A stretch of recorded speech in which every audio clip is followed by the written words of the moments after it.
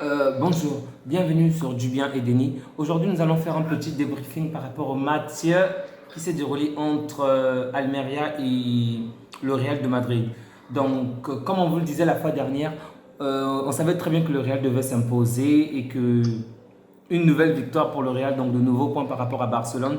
Donc, en tout cas, pour nous, c'était pas vraiment, en termes de victoire, c'était pas vraiment une surprise, même s'il y a quand même eu de bonnes choses pendant ce match. Donc, je suis accompagné de Denis, avec, comme toujours. Bonsoir, bonsoir tout le monde. J'espère que vous allez bien et que vous avez passé une bonne journée. Ok, donc bonsoir à tous. Donc, on va bientôt commencer avec le débriefing. Dis-moi, Denis, qu'est-ce que tu as pu tirer comme résumé par rapport au match d'Almeria contre le Real de Madrid?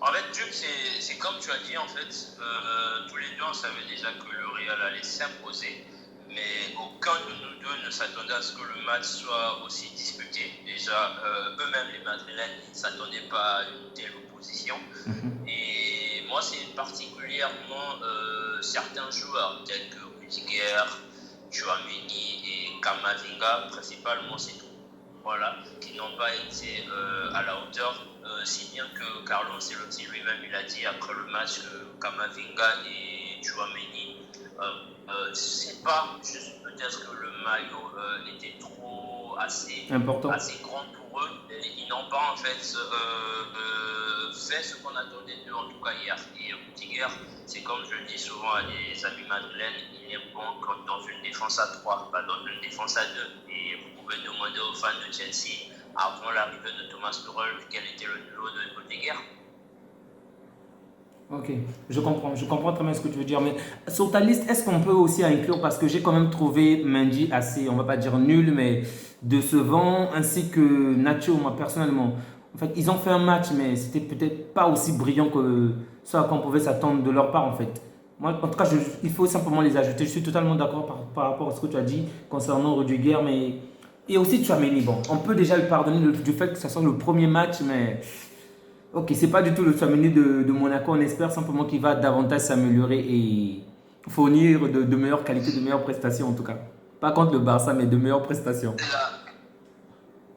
La, la vérité, c'est que Chouameni, tant qu'il jouera toujours en tant que sentinelle de Soleil, Ok? il sera jamais aussi bon qu'à Monaco parce que c'est pas le genre de joueur à jouer seul devant la défense. Lui, il doit jouer du genre en pivot comme c'est également le problème avec De Jong au niveau du Barça. Chouameni également aura le même problème. Il a été élevé dans un milieu de terrain à deux et il a beaucoup plus en fait de capacité à pouvoir jouer en tant que milieu défensif et relayeur au même moment dans un milieu de terrain à deux que dans un milieu de terrain à trois en étant le piston le plus bas. Donc je pense pas que. Mais bon, on verra comment est-ce qu'il va s'en sortir la prochaine fois.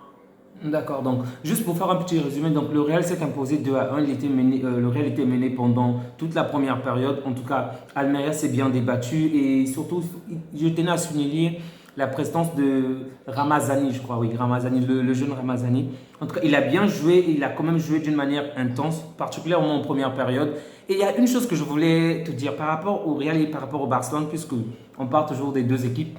Tu as vu le premier but de Ramazani et tu te rends compte que on peut dire que c'était comme une petite contre-attaque. Et c'est la seule action où le Real a réellement été, je dirais, pas totalement faible, mais la seule action à laquelle Almeria a pu faire la différence. Le souci, c'est qu'avec Barcelone, on a souvent des jeux de passe. Est-ce que tu penses que ce système-là va bien marcher contre le Real? Parce que le Real, c'est la contre-attaque qui a fait toute la différence avec cette action. Penses-tu que notre système à nous, la manière qu'on se donne des passes constamment, et le système est tellement lent, est-ce qu'on pourra faire la différence avec le Real comme ça? Après, tout dépend en fait des adversaires. C'est comme je dis toujours, le championnat il est assez lent. Il y a Mhm. 38 journées. Jusque-là, il y a une seule journée qui s'est jouée. Donc Mhm. on verra en fonction des adversaires. Il y a des adversaires qui vont poser problème au Barça avec leur jeu de passe, comme l'a été le Rayo, parce que je ne pense pas qu'avec le jeu du Real, ils auraient fait 0-0 contre le Rayo Vallecano. Ouais. Après, tout dépend des adversaires et du jeu développé en fait le soir même. Mais bon, c'est comme tu as dit hier, le Real est tombé un tout petit peu dans le piège d'Almeria. Et Et c'est bien joué, hein, c'est bien joué pour Almeria par rapport à leur but, mais c'est comme on dit toujours, les grandes équipes finissent toujours par l'emporter. Oui, par l'emporter. C'est surtout sur ce point. On se rend compte qu'il y a eu vraiment une grande différence entre la première période et la seconde période. Lors de la première période, il y avait quand même de la pression, il y avait de belles actions. C'est vrai qu'il y en a eu pendant la deuxième période, mais il y a eu vraiment une domination totale du Real par rapport à la première période. Donc, je ne sais pas, je ne peux pas me prononcer dessus, mais on a peut-être l'impression que c'est peut-être le coach qui les a demandé peut-être de vouloir conserver le score ou de ne plus faire autant de la pression parce que s'il faut voir rien qu'en termes de stats, il y a eu 29 tirs pour le Real et contre 10 pour Almeria et 15 cadrés pour le Real et seulement 6 pour Almeria. Donc je me dis que peut-être que c'est lorsqu'ils sont allés en pause, on les a peut-être donné de nouvelles consignes qui n'ont pas du tout fonctionné par rapport à ce match-là. Tu ne penses pas? Oui, bien sûr, il y a toujours un recadrage pendant la mi-temps. C'est pourquoi ça existe pour essayer de corriger ce qui n'a pas fonctionné durant la première partie. Et c'est sûr que les gars se sont mis à jouer, se sont dit que ça n'allait pas. Raison pour laquelle, en revenant en deuxième période, ils se sont améliorés. Après, tout dépend également du discours de l'entraîneur. Ok. Mais est-ce que ce Real, la manière que le Real a joué hier, du moins hier, oui, est-ce que tu trouves cela inquiétant? Parce que je me dis que le niveau de jeu n'était pas aussi bon, mais d'un autre côté, il y avait énormément de jeunes quand même. Et avec ces jeunes, tu es sûr que si c'était Barcelone qui plaçait ces jeunes comme par exemple Pablo Torre, est-ce qu'on aurait fourni au moins un jeu de cette qualité-là? Parce que le Real était peut-être malmené, mais ils se sont quand même débattus, je veux dire. Après, pour répondre à ta question, est-ce que c'est inquiétant? Je dirais non, parce qu'on a déjà l'habitude avec le Real Madrid. Ils commencent toujours leur saison de la sorte et au final, ce sont eux qui gagnent, même si ça m'énerve. Après, concernant le Barça et Pablo Torre, je sais pas, sincèrement, je sais pas. Mais après, le Barça a un jeu différent du Real Madrid. Est-ce qu'avec la pression d'Almeria en étant à l'extérieur, est-ce que les jeunes du Barça se seront sortis? Ça, je ne saurais te le dire puisque ce n'est pas encore arrivé, mais bon. On va voir, on va espérer que lorsque ce sera à leur tour, ils vont pouvoir s'en sortir. Ok, il y a quand même de bonnes nouvelles du côté du Real de Madrid, comme par exemple l'entrée de Eden Hazard. En tout cas, la saison dernière, il n'a pas pu commencer ses débuts du match, mais en tout cas, cette fois-ci, on sent que ce n'est pas toujours le meilleur Eden Hazard que l'on a connu à Chelsea, mais en tout cas, on sent déjà qu'il y a quelque chose de bon qui va commencer et qu'il pourra fournir une meilleure, comment dirais-je, attendez, on peut dire qu'il va finir de meilleure qualité quoi, pendant tout le long du championnat. En tout cas, on sent qu'il est bien là et qu'il veut faire quelque chose de mieux par rapport à la saison dernière. Et je pense que Ancelotti va quand même compter sur lui. En tout cas, cette saison-ci.